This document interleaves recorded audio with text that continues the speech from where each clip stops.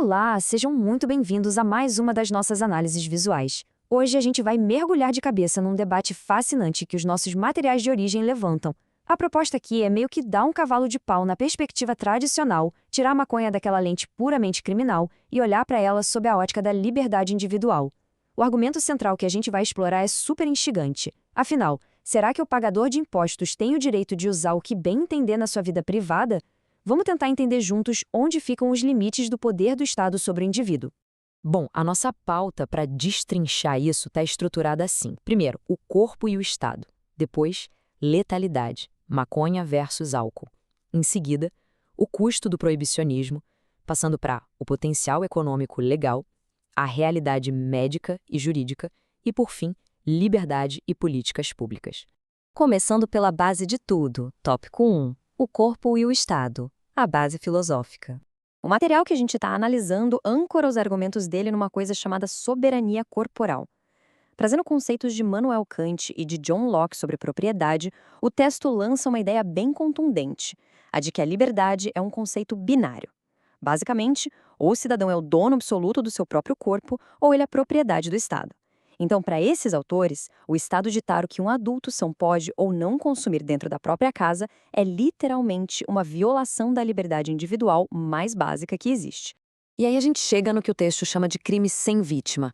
O material questiona muito a lógica de você acionar toda a máquina punitiva do Estado por causa de uma ação que não ameaça a vida de ninguém, não rouba a propriedade de ninguém e não prejudica absolutamente ninguém além do próprio indivíduo.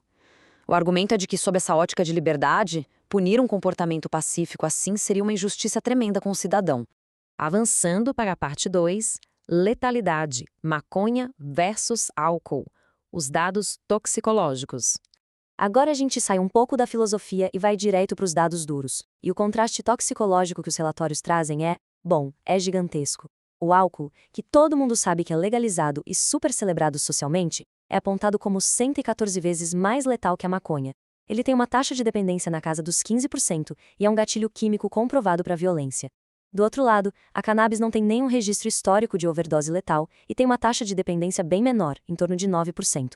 Quando a gente olha para os dados comparativos, o argumento que salta das páginas é o que os autores chamam de uma enorme hipocrisia no controle estatal. Pensa bem. O Estado te dá o direito legal de consumir álcool até destruir o seu fígado, mas, ao mesmo tempo, mobiliza uma polícia fortemente armada por causa de uma planta com perfil relaxante. Segundo o material, a justificativa puramente médica para essa proibição simplesmente não se sustenta na ciência. O que nos leva a uma pergunta retórica que resume bem a contradição da coisa toda. O texto não está dizendo que a maconha é 100% inofensiva, tá? Mas a provocação é, por que a substância que é 114 vezes mais letal é regulamentada, tem propaganda na TV e paga imposto, enquanto a planta não letal te manda direto para a prisão? Isso nos leva direto para o ponto 3, o custo do proibicionismo, o fardo do pagador de impostos. Aqui a análise sai da saúde e pega direto no bolso, no seu bolso. A tal da guerra às drogas é descrita nas fontes basicamente como um ralo gigante de dinheiro público.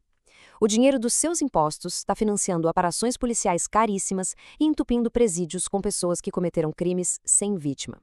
E o pior, o material argumenta que, ao fazer isso, o Estado acaba, sem querer, entregando um monopólio bilionário e totalmente livre de impostos de bandeja para as facções criminosas. Para colocar o tamanho desse desperdício em perspectiva, olha esse número que o documento traz. Menos de 30%. Esse é o índice de homicídios que são de fato solucionados no Brasil. O ponto dos autores é que, enquanto a polícia gasta tempo, dinheiro e inteligência correndo atrás de usuários pacíficos, a gente está sacrificando recursos vitais que deveriam estar resolvendo assassinatos, roubos e estupros reais. A segurança de todo mundo sai perdendo nessa brincadeira. Mas e se a gente virar essa chave? Ponto 4. O potencial econômico legal, do custo à receita.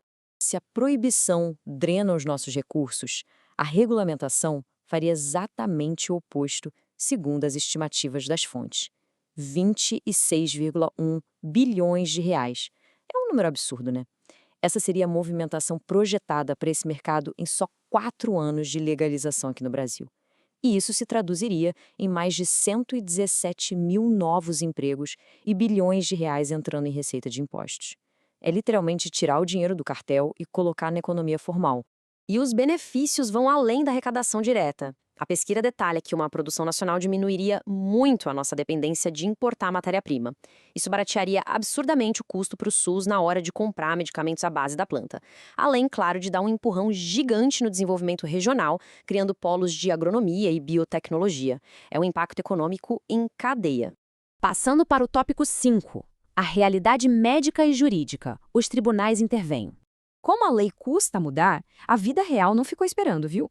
As fontes mostram que a sociedade civil e os tribunais já estão se mexendo.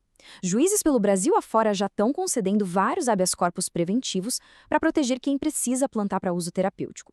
O judiciário já está reconhecendo que o direito à saúde do cidadão simplesmente não pode ficar refém de uma política de proibição que envelheceu mal.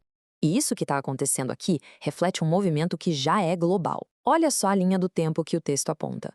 O Uruguai começou lá em 2013 para quebrar as pernas do narcotráfico.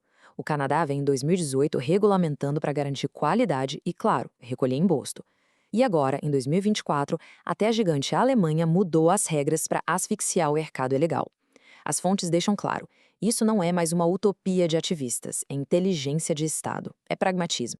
Chegando no nosso último ponto, o tópico 6, liberdade e políticas públicas. O veredito final. Toda essa nossa análise acaba culminando nessa provocação final, que é o coração do argumento dos autores.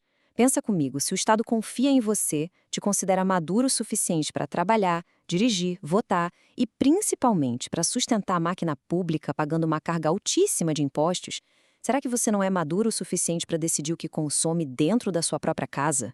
O material deixa a gente com essa reflexão super pesada sobre o equilíbrio entre a coerção do Estado e a nossa liberdade individual como pagadores de impostos. É um belo ponto de interrogação para a gente pensar, né? Pessoal, muito obrigado por acompanharem mais essa análise visual até aqui e a gente se vê na próxima.